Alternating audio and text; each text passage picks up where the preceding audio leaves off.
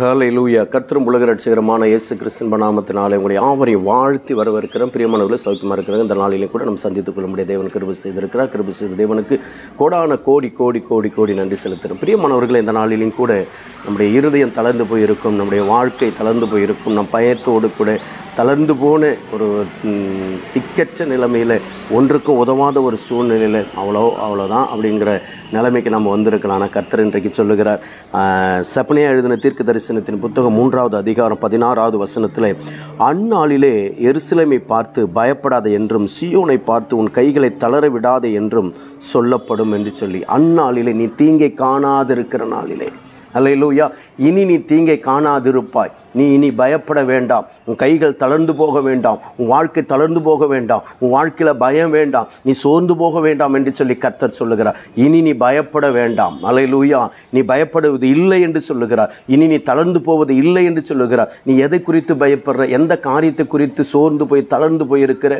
ஒரு நாளும் ஒரு பலன் இல்லாதபடி, சத்துவம் இல்லாதபடிக்கு பயந்து பயந்து பயந்து பயந்து நடுங்கி நடுங்கி நடுங்கி என்ன செய்ய போகுது? அந்த பயம், அந்த சோர்வு என்ன செய்ய போகுது? யோபு சொல்கிறார், நான் பயந்த காரியம் எனக்கு நேரிட்டது என்று சொல்லி. எதுக்கு பயப்படுறோம்? ஏன் பயப்படுறோம்? அது நம்மளை விழுங்கிடும்ட்டான். இல்லை, ஆண்டவர் சொல்கிறார், பயப்படாதே, நான் உன் கூட இருக்கிறேன். நீ பயப்படுகிற காரியங்களை பார்க்கிலும் நான் பெரியவர். அந்த பயத்தை எடுத்து போடுகிற தேவன் நான் பெரியவர். 365 நாட்களும் நான் சொல்லுகிறேன், பயப்படாது பயப்படாது பயப்படாது, சோர்ந்து போகாது சோர்ந்து போகாது சோர்ந்து போகாது, தளர்ந்து போகாது தளர்ந்து போகாதே. கர்த்தர் நான் கூட இருக்கிறேனே, எதற்கு நீ பயப்படணும்? எதுக்கு நீ சோர்ந்து போகணும்? என் அன்பு மகனே, என் அன்பு மகளே, உன்னை பார்த்து கர்த்தர் சொல்கிறாரு, உன்னை பார்த்து கர்த்தர் சொல்கிறாரு, நான் உன்னை அப்படி செய்வேன், இப்படி செய்வேன், இப்படி ஆசீர்வதிப்பேன்னு சொல்லி தீர்க்க தரிசனம் சொல்ல வரல. இப்போ தீர்க்க தரிசனம் என்ன தெரியுமா? நீ பயப்படாதே, உன் கைகளை தளர்ந்து போக விடாத, நீ சோர்ந்து போக விடாத. ஒரு நாளும் நீ தளர்ந்து போக வேண்டிய அவசியமே இல்லை. கர்த்தர் உன் நடுவில் நான் இருக்கிறேன்.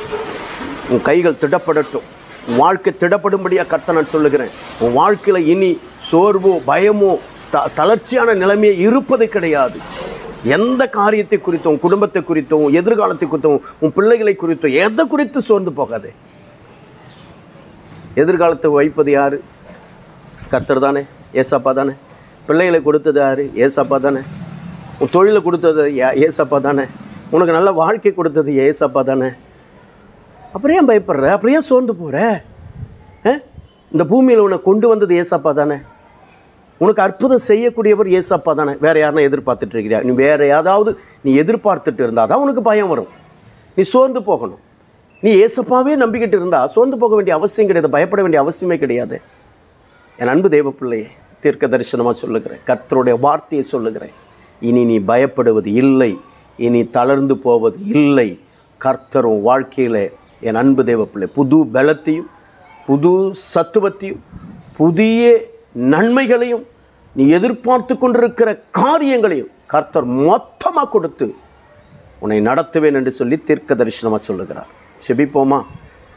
சாதாரணமான வார்த்தை இல்லைங்க, இது ஆரோனுடைய வார்த்தை அல்ல, இது என் வார்த்தை கிடையாது. கர்த்தர் சொன்னதை நான் உங்கள்கிட்ட சொல்லிகிட்டு இருக்கிறேன். எனக்கு உங்கள்கிட்ட என் வார்த்தையை சொல்லி என்னால் உனக்கு என்ன நடக்க போகிறது? ஒன்றும் நடக்காது. அல்லேலூயா. ஆனால் கர்த்தருடைய வார்த்தையை நான் சொல்லுகிறேன், அதனால் உனக்கு அற்புதம் நடக்கும். ஆராய்ந்து முடியாத பெரிய காரியங்கள், எண்ணி முடியாத அதிசயங்களை கர்த்தர் உன் வாழ்க்கையில் செய்ய போகிறார். நீ சாட்சி சொல்ல தான் போகிற, ஃபோன் பண்ண தான் போகிற. கர்த்தர் அந்த வார்த்தையின்படியாக என் வாழ்க்கையில் மாற்றத்தை கொடுத்தார். அடுத்த லெவலுக்குள்ளாக, புது பலத்துக்குள்ளாக, ஒரு விசுவாசத்துக்குள்ள கர்த்தர் கொண்டு போனார் என்று சொல்ல தான் போகிறேன். அல்லேலூயா. செபிப்போமா? மகா இரக்கமும் கிருபை நிறைந்த ஆண்டவரே, நன்றியோடு துதிக்கிறோம். நாளில் எங்களோடு கூட பேசின வார்த்தைகளுக்கு ஸ்தோத்திரம். பயந்து போயிருக்கிற, தளர்ந்து போயிருக்கிற, சோர்ந்து போயிருக்கிற, திக்கற்ற நிலைமையில் இருக்கிற ஒவ்வொரு பிள்ளைகளுடைய வாழ்க்கையிலும் ஆண்டவரே, அந்த பயத்தையும் திக்கற்ற காரியங்களையும் தளர்ந்த காரியங்களையும் சத்துவத்தை மட்டும் காரியங்களை கொண்டு வந்த பொல்லாத பிசாசு இயேசுவின் நாமத்தினாலே உடைய ஆவி ஆத்ம சரீரத்தை விட்டு உன்னை பிடுங்கி அக்கினியில எறிகிறேன். கர்த்தருடைய வல்லமை, கர்த்தருடைய அபிஷேகம் ஆண்டவரே ஒவ்வொரு பிள்ளைகள் மேலே இருக்கட்டும் ஐயா. ரத்தத்தை பிள்ளைகள் மேலே நான் தெளிக்கிறேன், பலப்படுத்துவதற்கு ஸ்தோத்திரம். ஆண்டவரே, நாளிலும் கூட பிறந்தநாள் திருமணம் கொண்டாடுகிற ஒவ்வொரு ரெண்டு பிள்ளைகளுக்கு ஜெபிக்கிறேன். பிதா குமார பரிசுத்த ஆவியின் நாமத்தில் நான் வாழ்த்தி ஆசீர்வதித்து ஜெபிக்கிறேன். ஆசீர்வாதம் ஒரு ஊழியர்களும் சபை மக்களையும் ஒப்புக் கொடுக்கிறேன். உண்மையாய் ஊழியம் செய்கிற, உண்மையாய் ஆண்டவரை சபையில் இருக்கிற விசுவாசி குடும்பங்களை கர்த்தர் பயத்துக்கு விலக்கி தளர்ந்து போன காரியங்களிலிருந்து அவர்களை விலக்கி கர்த்தர் பலப்படுத்த முடியாது ஜெபிக்கிறேன்.